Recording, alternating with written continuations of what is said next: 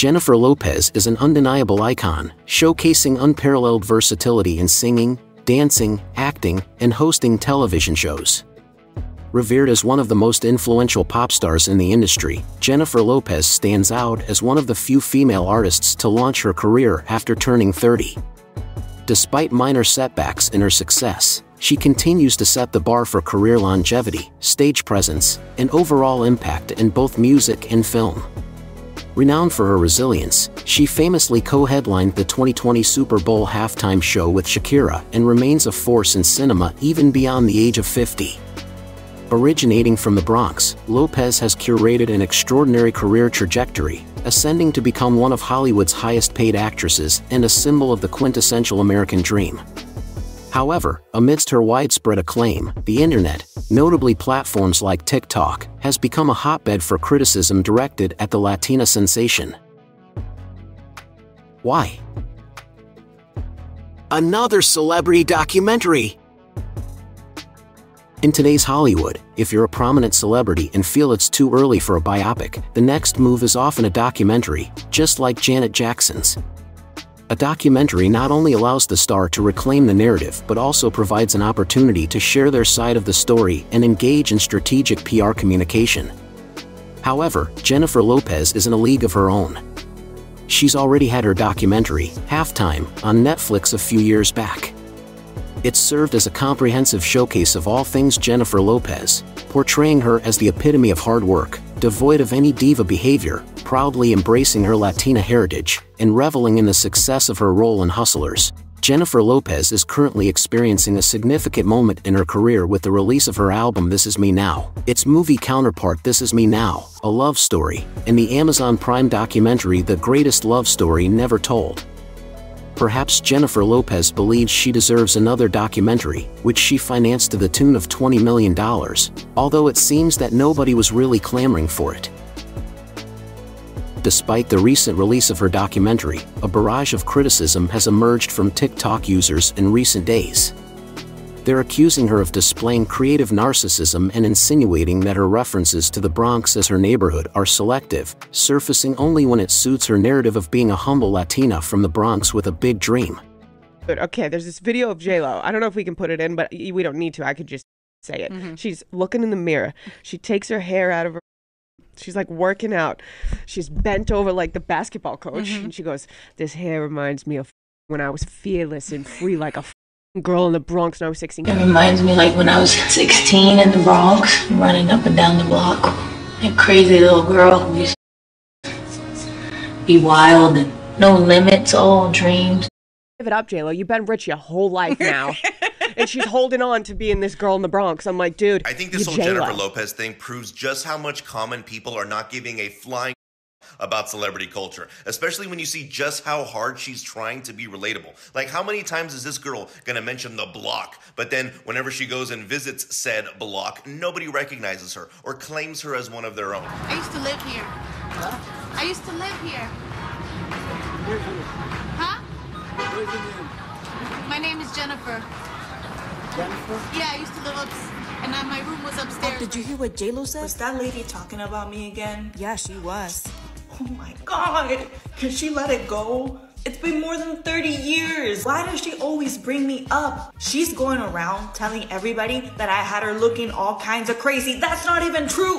Why is she discrediting me? Can you please ask her to stop talking about me? Why don't you ask her yourself? Because she won't even listen to me. I already told her to keep my damn name out of her mouth. Next time you see her, please tell her to stop talking about me, stop referencing me in her documentaries and her little lip sync songs, because I don't even like her like that. I can barely remember that lady. I found this article from 2002, and even back then people were saying that she's a phony and a fake and doesn't do anything for the... There's so many scenes in Jennifer Lopez's documentary of her doing that, looking haggard, no makeup, getting close-ups of like her wrinkles, lamenting the fact that she can't keep up with her dancers because they're all 21 and she's 54, whatever, like really pushing really hard this poor middle-aged woman trying to be respected, trying to have her artistic vision seen, like just trying to do whatever. Like this big struggle story that she's having right now.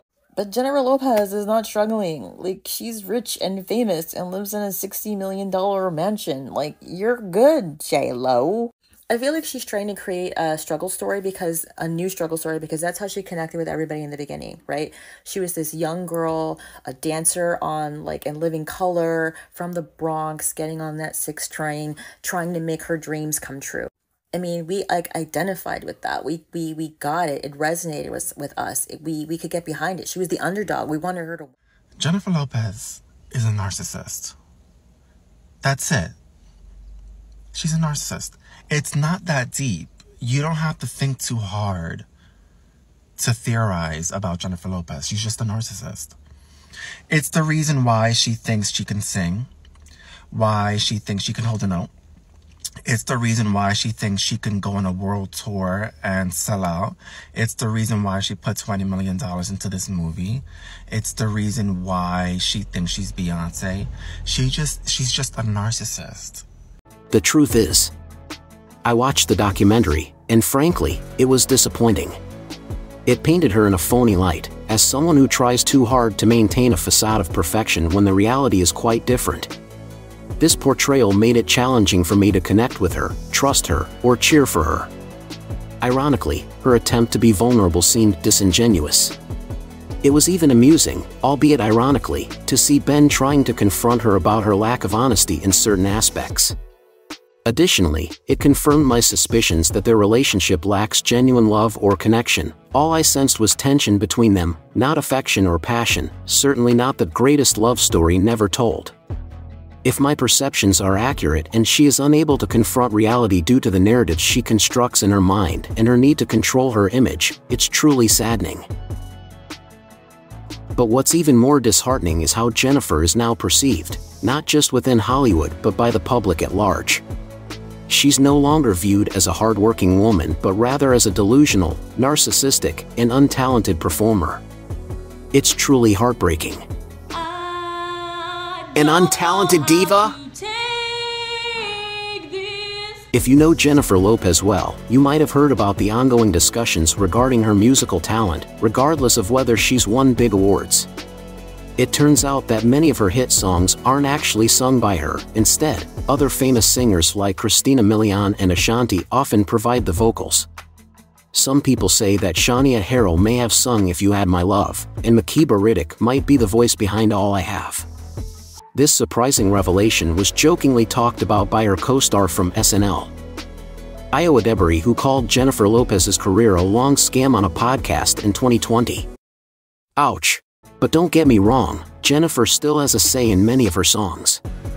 However, in some cases, other famous women sing the choruses and background parts. These women are usually credited as backup singers while Jennifer stars in the music videos, lip-syncing along. Take the song Play, for example.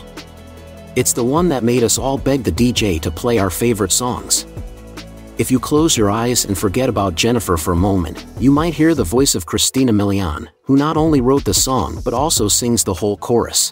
Play, come on, play that song. Play it on that long. DJ, just play that song. Just turn it up and turn it on. Ashanti has also lent her vocal talents to a significant portion of Jennifer's musical repertoire. You can hear her singing on tracks like Ain't It Funny and Unreal. Reflecting on her role as Jennifer's vocal double, Ashanti revealed in 2014, "I wrote Ain't It Funny. I demoed the record for her before I was signed to Murder Incorporated, and they retained my hook, some of the backgrounds, and ad-libs. It was bittersweet because I was really excited that it was J-Lo, but I was so mad at not being able to have the record for herself." There were rumors circulating that the chorus of Jenny from the Block was sung by Natasha Ramos, who originally demoed the song. Natasha addressed these claims in 2019, clarifying that while Jennifer Lopez did add her own background vocals over Natasha's, the majority of the backgrounds were provided by Natasha herself, along with some ad-libs and laughter. When fans criticized Jennifer and lambasted the music industry as trash, asserting that Jennifer should not be famous for work she never did, Natasha came to her defense.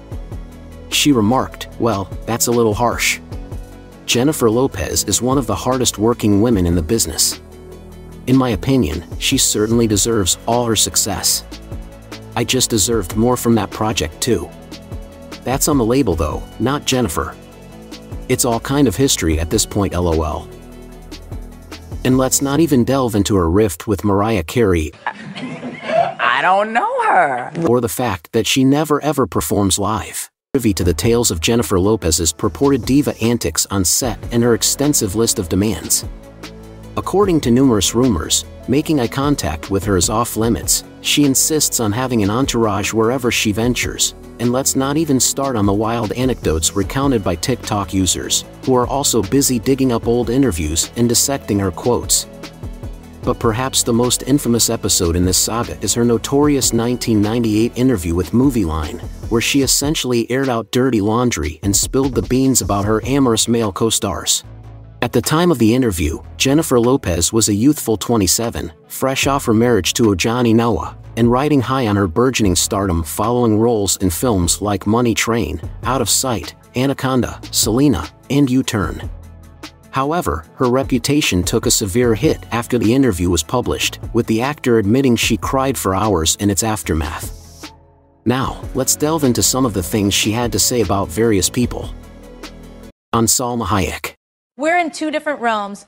She's a sexy bombshell, and those are the kinds of roles she does. I do all kinds of different things. It makes me laugh when she says she got offered Selena, which was an outright lie. If that's what she does to get herself publicity, then that's her thing. On Cameron Diaz. A lucky model who's been given a lot of opportunities I just wish she would have done more with. She's beautiful and has a great presence, though. And in my best friend's wedding, I thought, when directed, she can be good. On Gwyneth Paltrow. Tell me what she's been in. I swear to God, I don't remember anything she was in. Some people get hot by association. I heard more about her and Brad Pitt than I ever heard about her work. On Claire Danes. A good actress. Her emotional and inner life are available to her, which is a good start. But I feel like I see a lot of the same thing with every character she does. On Winona Ryder. I was never a big fan of hers. In Hollywood, she's revered. She gets nominated for Oscars. But I've never heard anyone in the public or among my friends say, "Oh, I love her." She's cute and talented, though, and I'd like her just for looking like my older sister Leslie. On Madonna. Do I think she's a great performer? Yeah.